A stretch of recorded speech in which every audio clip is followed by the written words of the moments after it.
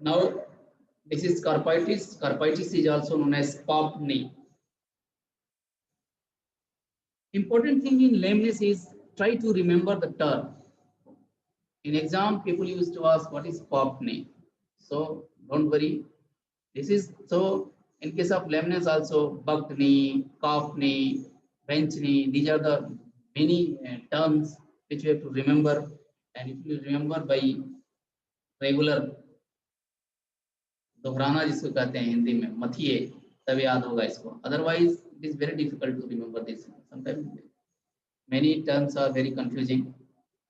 So carpitis is acute or chronic inflammation of carpal joint involving joint capsule, associated ligaments and bones. And this carpitis most commonly noticed due to this fracture of these carpal bones. You know very well that fracture, what is the etiology of fracture? Injury. कोई animal गिरता है suddenly hard surface पे, तो ये सब etiology है. So try to remember the term and exact etiology. Carpitis, popped knee condition most commonly seen by this fracture of this carpal bones. Now this is very important. Splints. Splints is very important.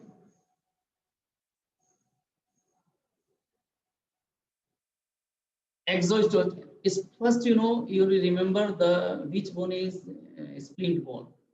Splint bone is that is small metacarpal and small that is small metacarpal and metatarsal. So any exostosis, any bony growth on this metacarpal and metatarsal, small metacarpal and metatarsal, is due to osteoperiosteitis. Osteoperiosteitis, chronic inflammation is there, and this chronic inflammation develops into splints. And this is most commonly noticed at the inner aspect of the forelimbs and outer aspect of the hind limb. This is important. Try to remember these things. Exostosis of small metacarpal and small metatarsal due to osteoperiosteitis is known as splints, and this is most commonly noticed at the inner aspect of forelimb and outer aspect of hind limb. So this is very important. These are the types of, and this is most commonly noticed below age of 5 years, and these are some types of these splints. Try to remember all the names. And main etiology of this is any bad conformation, work at very young age, defective swing. Already I have discussed that farriers play important role in the lameness. If farriers, if any defective swing is there, these type of conditions splint may develop. Excessive confusion, excessive stress on that particular bone, small metacarpal and small metatarsal, and sprain of suspensory ligament. This is exciting cause. If a sprain of suspensory ligament is there, then this condition may also develop these splints. Now you see here, this is the interosseous ligament, and splint bone is attached here at the inner aspect in forelimbs and outer aspect of the.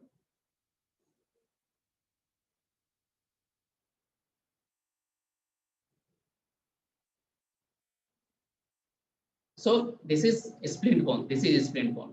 Already I have discussed small metacarpal and small metatarsal. So any type of exostosis here will develop splints.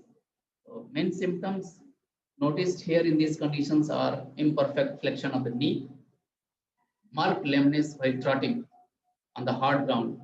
You will notice lameness when you will move your animal, your patients on the hard ground. Then only it is possible to see the lameness. Otherwise, it is not possible to observe lameness in these splint conditions. Lameness exaggerated while going downhill. Either you trot your animal on the hard ground or you move your animal downhill while going downhill. Then only when pressure will come on this particular bone, then only symptoms will be noticed. Slight abduction of the limbs. Lameness not improving with exercise, and gait may be pottery. This is pottery gait is noticed in splint conditions, and if you are putting your animal on repeated exercise, then there is no improvement in the lameness. So surgical advice for this for the treatment of this condition is periosteotomy and median and ulnar neurectomy. These are the, try to remember these two things. This is very important. In exam, this may be asked. What is the surgical treatment for these splints? This periosteotomy or median and ulnar neurectomy?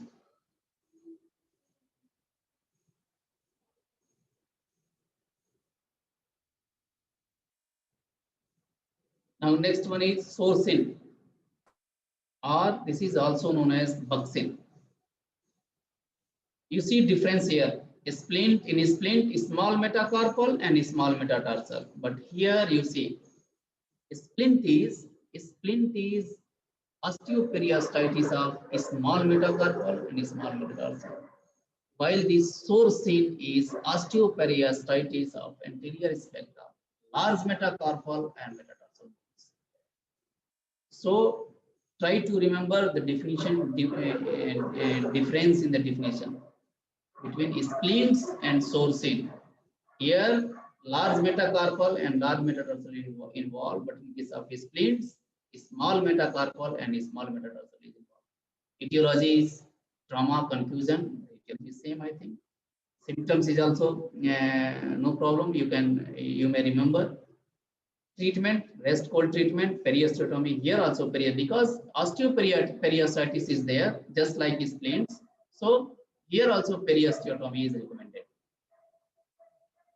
Sesamoiditis, this is the definition. I have already, no need to elaborate here. Inflammation of proximal sesamoid bone. So remember here, important thing here is osteoperiostitis of anterior large metacarpal and metatarsal, while in case of splints, small metacarpal and small metatarsal.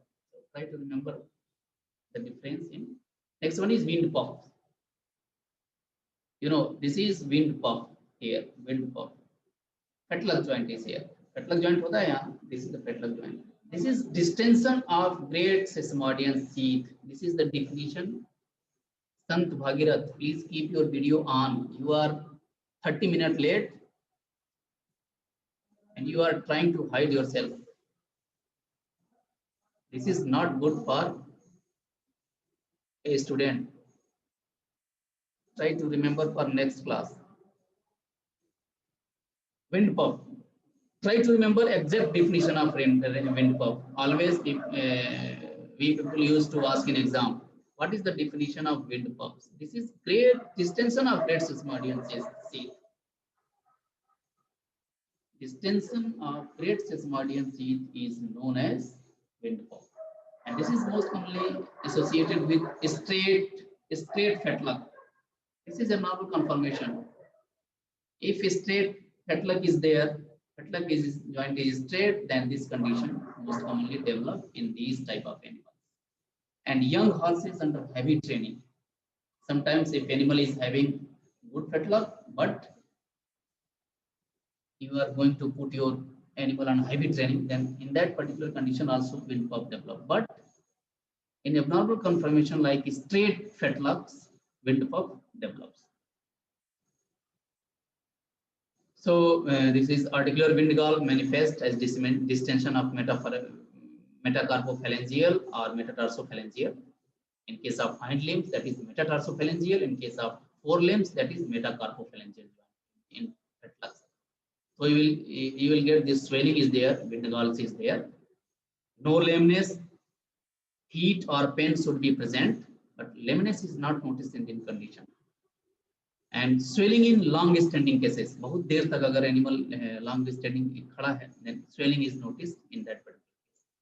Use pressure wraps. This is the surgery. This is the treatment and some osmotic agents to reduce swelling in that particular part. So try to remember this distension of great sesamoidian sheath. This is the definition. Sir, हाँ sir बताएं.